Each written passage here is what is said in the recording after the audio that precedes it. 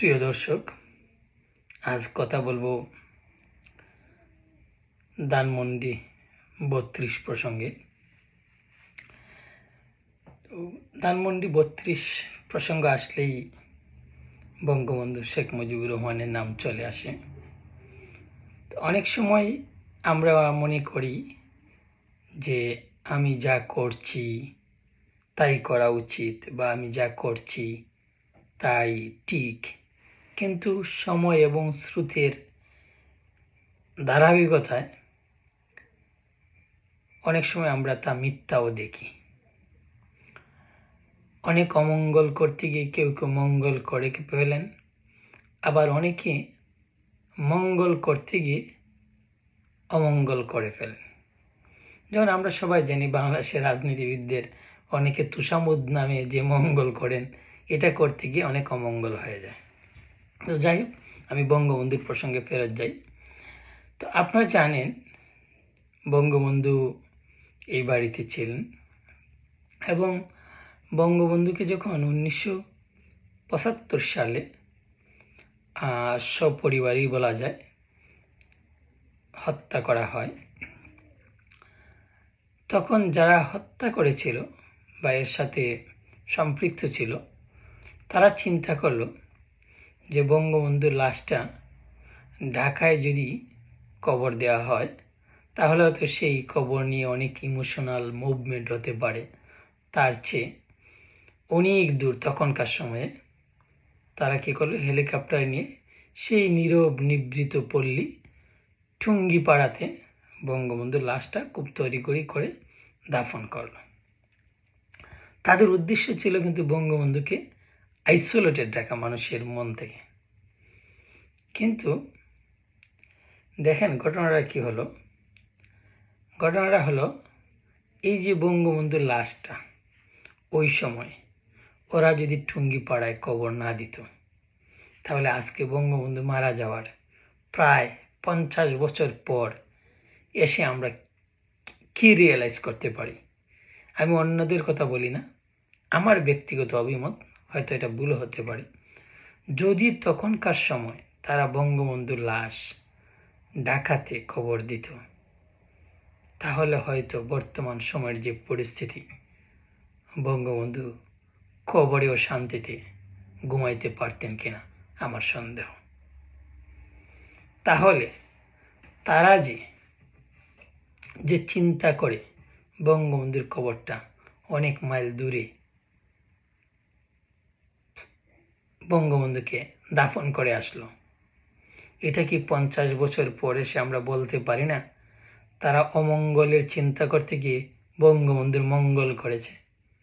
অন্ততপক্ষে এই মানুষটি তো তার কবরে নিরাপদ শুয়ে থাকতে পারতেছেন অন্ততপক্ষে আজ পর্যন্ত। যদি ঢাকাতে হতো তাহলে কি তা হতো কিনা আসলে আমার সন্দেহ। যাই হোক, তো গেল একটা দিক। দ্বিতীয় দিক হচ্ছে ধানমন্ডি 32। দেখেন, ধানমন্ডি 32 বঙ্গবন্ধুর বাড়ি।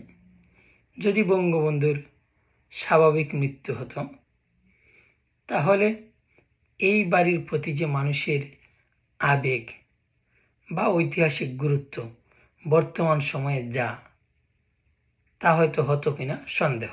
এটা আমরা অনেক নেতা নেত্রীর ক্ষেত্রে দেখেছি। স্বাভাবিক মৃত্যু হলে মানুষের ওই ধরনের আবেগ চূড়ান্ত পর্যায়ে লক্ষ্য করা যায় না। তো যেহেতু বঙ্গবন্ধু ওই বাড়িতে নিহত হয়েছেন, তাই বঙ্গবন্ধুর প্রতি মানুষের যে সহানুভূতি এবং এই বাড়ির যে ঐতিহাসিক গুরুত্ব, তা যথারীতি বৃদ্ধি পাওয়াটা স্বাভাবিক। এখন যারা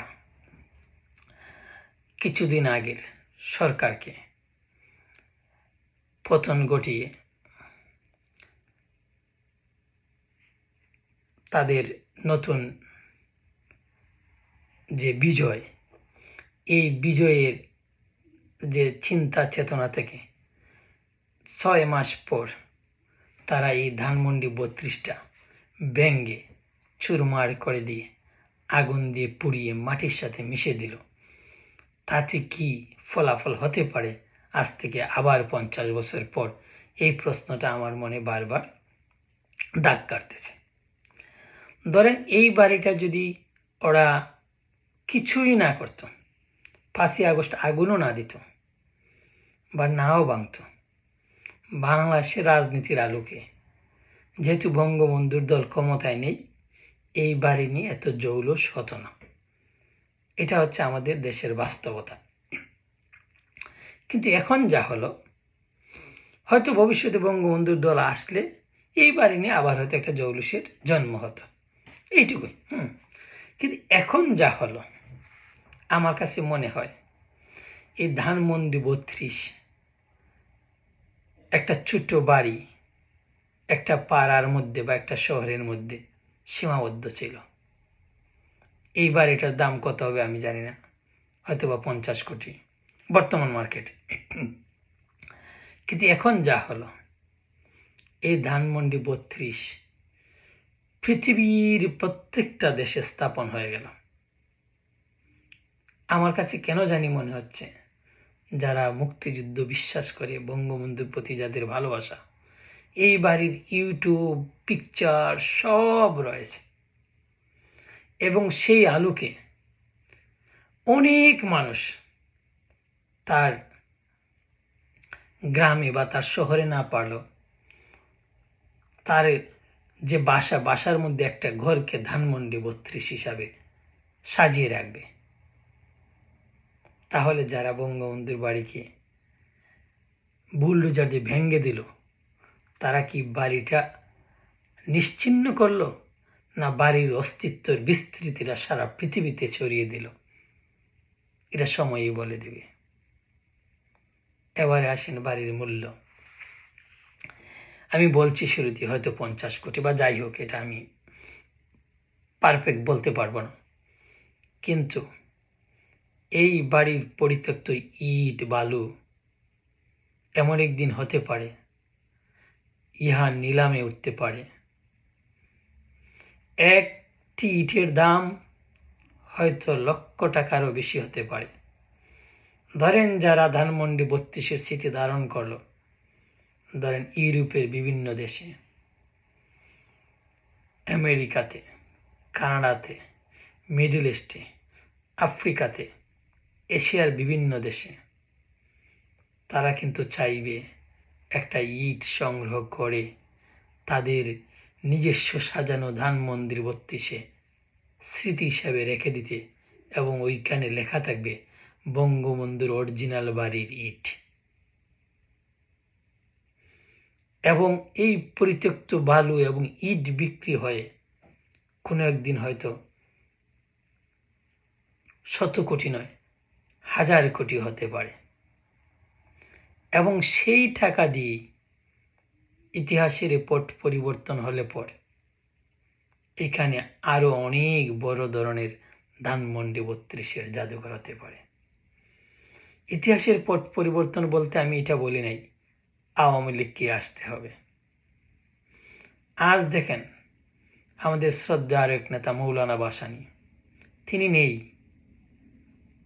তাকে নিয়ে অনেক আলোচনা হচ্ছে বর্তমান সময়ে। তা যে তার পার্টি করছে তা কিন্তু নয়, অন্য পার্টিরাও করছে। এমনও তো হতে পারে আওয়ামী লীগ নয়, অন্য কোনো সংগঠন এসে এই দেশের রাজনৈতিক ব্যক্তিদের প্রতি শ্রদ্ধাবোধ জানানোর যে সংস্কৃতি, তা প্রতিষ্ঠা করতে গিয়ে বঙ্গবন্ধুর ধানমন্ডিকে আবার নতুন করে সাজাতে পারে। তো এইটা হলো আমার ব্যক্তিগত ভবিষ্যৎবাণী এবং আমার ক্ষুদ্র অভিজ্ঞতা থেকে বললাম। তবে সবশেষ যেটা বলবো, আসুন আমাদের ভিন্ন মত থাকলেও ভিন্ন মতেরও যে শ্রদ্ধাশীল মানুষ রয়েছে তার প্রতি আমরা শ্রদ্ধা জানাই, এবং সমালোচনার মধ্যেও আমাদের যে রুচি রয়েছে সেই রুচিটার পরিচয় দিই। আলটিমেটলি আপনাকে শুধু জয়ী হলে হতে হবে না, আপনাকে সভ্য হতে হবে। আপনি যদি সভ্য না হন তাহলে সাময়িক জয় দিয়া আপনার জাতিকে পরাস্ত করবেন।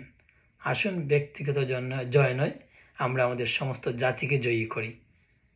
সবাইকে ধন্যবাদ।